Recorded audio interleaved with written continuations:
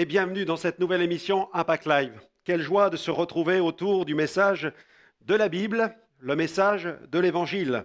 Je ne sais pas si vous êtes trouvé un jour devant deux portes. Parfois, ça n'est jamais évident de choisir entre une porte ou une autre, surtout quand l'une est large et l'autre étroite. La Bible en parle et elle parle de ces deux portes pour évoquer la question de l'accès au salut. Et peut-être que vous dites, mais comment accéder au salut ?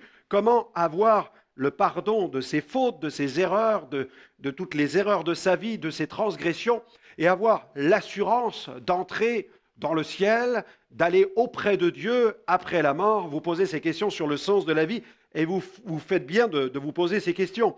Ce sont les grandes questions que l'on se pose dans la philosophie moderne, à savoir qui sommes-nous, d'où venons-nous, où allons-nous? Et souvent, nous avons bien d'autres questions comme y a-t-il un Dieu, y a-t-il un diable, y a-t-il un ciel, y a-t-il un enfer? Quelle est la véritable réponse? La solution? Est-ce Bouddha, Jésus, Mahomet? Par quelle religion, par quel secte, par quel mouvement philosophique, par quel théisme atteindre Dieu? Eh bien, heureusement, la Bible nous rassure et répond à toutes ces questions. Mais avant d'entrer dans le vif de ce sujet et de vous apporter quelques réponses, j'aimerais que l'on puisse écouter Gad qui nous chante justement ce chant intitulé « Le psalmiste ». Alors on va s'associer à lui pour adorer, célébrer le Dieu qui nous a créés et qui désire tellement nous rencontrer. On se retrouve dans quelques instants.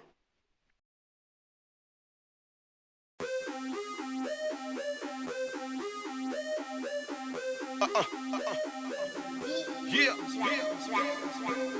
Sig, Dreammaker, DCPL, Dité. Ok, le psalmiste. Même si l'ennemi me traque sans arrêt, même si l'ennemi me traque sans arrêt. De l'amour de Dieu, aucune puissance ni hauteur ne pourra m'en séparer. Je suis fils du roi et héritier. Décapiter les géants, c'est mon métier. Je fais un pas et le diable disparaît. Il se retrouve directement sous mes pieds. C'est seulement dans la présence de Dieu qu'on se plaît. Je suis avec mes soldats, on ne va pas en retrait. Foudre à mes ennemis de loin ou de près. Le feu qui brûle au moins est à haut degré. La création m'a vu, m'a dit STP. Fils de Dieu, tout ce temps est digne où t'étais. Je me préparais, maintenant rempli de sa parole. Quand je prie, tu peux voir des violents coups d'épée. Coups d'épée, par le sang, le péché s'efface. La prédication de la croix, le plus grand message. Il est ma richesse, c'est ma preuve, chaque jour message. Comme manque de liquide, je n'aurai jamais soif. Tu peux voir le bout du tunnel, même si pour toi les combats de la vie sont cruels. C'est parce que t'es précieux à ses yeux qu'il te considère comme sa prunelle. Chaque jour je me rends compte de sa bonté, du réconfort qu'il m'apporte. La couronne incorruptible, faut que je la remporte. Ma croix je la mets pas au cou mais je la porte. Son esprit nous inonde pour impacter les secteurs. Nous sommes la lumière du monde, pas besoin d'être sous leur projecteur. Pour me sauver, Jésus-Christ s'est donné à la croix en rançon. Il m'a lavé, sanctifié, purifié. Aujourd'hui, je suis son enfant. Sa faveur et sa grâce m'accompagnent par son nom. J'ai la victoire. Si tu te reconnais dans ce que je dis, lève le poing et chante avec moi. Gloire à Dieu. Oui, je dis gloire à Dieu. Il m'a donné le pouvoir de marcher sur le diable. Gloire à Dieu. Oui, je dis gloire à Dieu. Je ne suis pas solitaire, les combats on les mène à deux. Son amour et rien d'autre ne remplace ma motivation de le suivre à la trace. Rapper pour sa gloire, ouais ça c'est ma tâche. Avec du groove, cambrise, scream à la basse. Je veux le servir comme pour les Barnabas. Me chanter l'exalter car pas sa grâce. Je suis en pleine forme donc je peux pas rester assis. Laisser les perles louer à ma place. Jésus Christ est Seigneur, de tout événement, Jésus Christ est Seigneur. Qui le veut ou non, Jésus Christ est Seigneur. Élevons son nom, Jésus Christ est Seigneur. Même si certains ne le font pas aujourd'hui, un jour ils se trouveront devant lui. À la fin des temps quand ce ballon passera, de la langue au genou tout le monde le confessera. Lui seul m'a libéré des chemins ténébreux. Snake par sa lumière si mon ciel est bleu. Frère te guérir par ta foi il le peut. Comme dans cette histoire avec les 10 lépreux. Il s'est donné pour nous la vérité et que nous devons vivre pour lui en restant clean et pieux. Et ne pas le louer seulement pour tout ce qu'il nous donne, mais le faire tout simplement parce qu'il est Dieu. Ouvrier de Christ, bosser pour l'expansion de son royaume, ça c'est mon rôle. C'est dans la prière que je me régénère et je me nourris de sa parole. Je me revêt de sentiments modestes sur ce caractère, j'y mets un accent. Car c'est quand tu te fais petit que tu peux voir la grandeur de Dieu en action. Pour me sauver, Jésus-Christ s'est donné à la croix en rançon. Il m'a lavé, sanctifié, purifié, aujourd'hui je suis son enfant. Sa faveur et sa grâce m'accompagnent par son nom, j'ai la victoire. Si tu te reconnais dans ce que je dis, lève le poing et chante avec moi. Gloire à Dieu, oui je dis gloire à Dieu. Il m'a donné le pouvoir de marcher sur le diable. Gloire à Dieu, oui je dis gloire à Dieu. Je ne suis pas solitaire, les combats on les mène à deux. Pour me sauver Jésus-Christ s'est donné à la croix en rançon, à la croix en rançon. Il m'a lavé, sanctifié, purifié, aujourd'hui je suis son enfant, je suis son enfant. Sa faveur et sa grâce m'accompagnent par son nom, j'ai la victoire. Si tu te reconnais dans ce que je dis, lève le poing et chante avec moi. Gloire à Dieu, oui je dis gloire à Dieu. Il m'a donné le pouvoir de marcher sur le diable. Gloire à Dieu, oui je dis gloire à Dieu.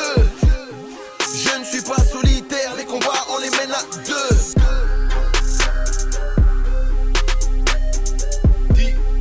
Drop a beat. DCPL. Gloire à Dieu. Le psalmiste.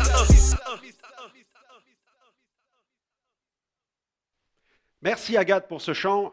Nous sommes appelés, eh bien, comme lui, à être en quelque sorte des psalmistes, des adorateurs. Et même, c'est Jésus qui a dit que Dieu cherche des adorateurs en esprit et en vérité. Donc, nous avons besoin d'adorer Dieu en esprit, et nous sommes des créatures, nous sommes bien plus que des corps, nous sommes un esprit habitant un corps, mais en même temps, il nous faut adorer Dieu dans la vérité. Et la Bible, c'est le message de la vérité. La Bible est parole de vérité, et j'aimerais lire un passage qui va justement nous permettre de faire la différence, de choisir la bonne porte pour aller au ciel, la porte qui mène au ciel, parce qu'une autre, eh bien, n'y mène pas.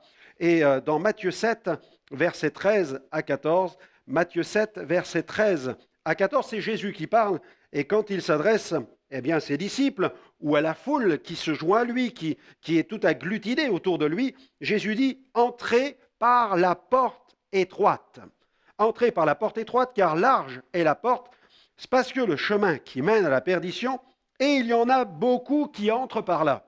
Donc finalement, ce n'est pas la porte la plus large qui est la plus efficace. Finalement, c'est la mauvaise porte.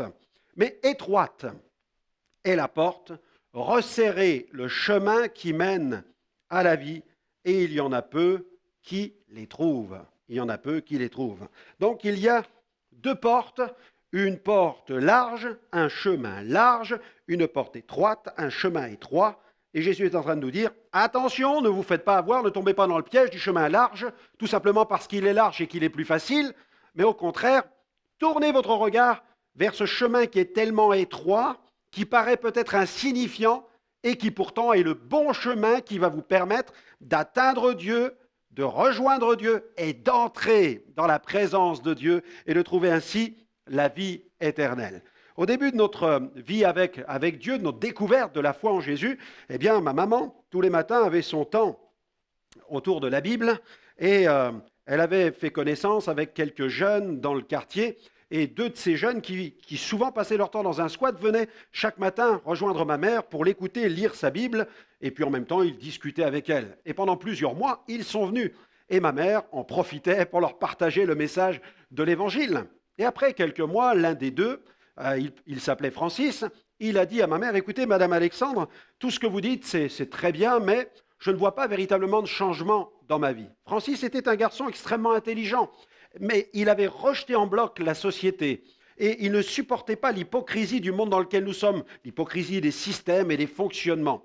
Et puis, un matin, il est arrivé, il a dit à ma mère, Madame Alexandre, j'ai écouté toutes vos histoires depuis plusieurs mois, mais maintenant, j'ai décidé d'arrêter et cet après-midi, je pars en Hollande parce que là-bas, je vais y trouver de la drogue à bon marché. Il est parti et pourtant ma mère a tout fait pour l'en dissuader. Mais quelques jours plus tard, eh bien, ma mère a reçu un coup de téléphone. Il y avait au bout du fil sa petite amie qui apprenait la triste nouvelle. Eh bien, Francis venait de faire une overdose sur un trottoir en Hollande et il était mort sur un trottoir. Il venait de terminer sa vie de cette manière. De son côté, l'autre garçon a continué. Il a poursuivi sa quête de Dieu. Il venait, il ne comprenait pas tout, mais il venait avec son cœur. Et puis, un après-midi, ma mère regarde par la fenêtre, elle l'aperçoit. Elle regarde, elle le voit, il est allongé sur le trottoir d'en face, il a consommé de la drogue, il se sent très mal, et à côté de lui, il y a une jeune fille, sa petite amie, qui est en train de pleurer, elle est désespérée. Alors ma mère sort de la maison, elle traverse la rue, elle se joint à la jeune fille pour le remettre debout, elle le rentre à la maison, Et ce soir-là, eh bien, l'assemblée de cette ville avait décidé de louer un bus pour se rendre dans une grande convention où un pasteur devait proclamer la bonne nouvelle. Alors ma mère a décidé de l'emmener pour qu'il puisse écouter l'évangile. Elle pensait en elle-même que ce jeune homme avait besoin d'entendre l'évangile et elle l'a emmené. Et ce soir-là, eh bien, ce jeune homme a entendu l'évangile, proclamer l'évangile de Jésus, Jésus qui est mort sur la croix pour nos péchés, qui a donné sa vie pour nous, qui nous libère de nos chaînes et qui peut transformer notre existence.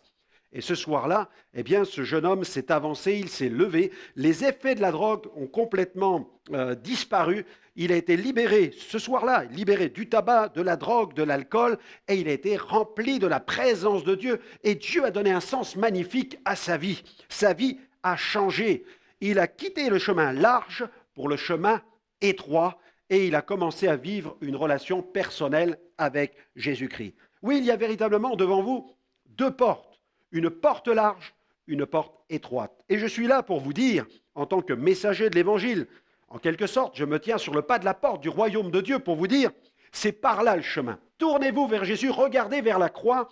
La croix, simplement ce sigle de la croix, et c'est comme le linteau de la porte du royaume de Dieu. Regarde à la croix, tourne-toi vers la croix, regarde celui qui donne sa vie sur la croix, qui meurt et qui donne sa vie alors qu'il est sans péché. Jésus est venu sur la terre sans péché, sans faute. Il était pur, il a vécu une vie pure et il est mort pour les impuretés, il est mort pour les souillures, il est mort pour les péchés de l'humanité. Nous sommes pécheurs, séparés de Dieu, mais Jésus meurt sur la croix pour nous laver de tous nos péchés afin de nous ramener à Dieu, de nous réconcilier avec Dieu. Quelle bonne nouvelle! Nous avons tellement besoin d'être purifiés. Au plus profond de nous, dans la conscience de chaque être humain, il y a ce désir, cette aspiration, cette envie un jour d'être libéré du poids du péché, de la culpabilité qui pèse sur son âme. Et Jésus est venu pour cela, nous libérer du poids de nos péchés. Souvenez-vous que lorsque Jésus est mort sur la croix, il y avait là aussi, à côté de lui, deux brigands qui étaient crucifiés. Eh bien, l'un des deux brigands l'injuriait, l'insultait. Et puis, il est mort comme il a vécu, sans Dieu. Par contre, l'autre brigand, lui, a pris conscience de son état en écoutant toutes les magnifiques paroles de salut que Jésus prononçait sur la croix. Et lui, il a dit, nous avons ce qu'ont mérité nos crimes, mais celui-là n'a rien fait. Et se tournant vers Jésus, il a dit, souviens-toi de moi quand tu viendras dans ton règne. Et Jésus lui a dit, aujourd'hui tu seras avec moi dans le paradis. Il lui a affirmé qu'il serait sauvé. Et cet autre brigand, lui, il est mort comme il a voulu. Il a choisi de mourir en plaçant toute sa confiance en Dieu. Je vous invite maintenant de vivre. Je vous invite à vivre en plaçant votre confiance maintenant en Jésus-Christ. Seigneur, voilà, viens dans ma vie. Je vous invite à faire cette prière. Viens dans ma vie, Seigneur. Change mon cœur. Purifie mon âme. Lave-moi de toutes mes fautes, de toutes mes souillures, de toutes mes impuretés. Brise les chaînes du péché sur ma vie. Donne-moi une vie nouvelle parce que tu es mort sur la croix, mais tu es ressuscité le troisième jour. Tu es vivant. Tu règnes pour l'éternité. Et je veux aussi régner avec toi pour l'éternité dans ton ciel lorsque le jour viendra où j'entrerai dans la gloire pour te rejoindre dans la cité céleste. Amen. Amen. Vous avez fait une bonne décision, vous avez pris une bonne décision et je vous encourage à poursuivre votre découverte de Jésus en me retrouvant dans une prochaine émission Impact Live. Que Dieu vous bénisse et à très bientôt.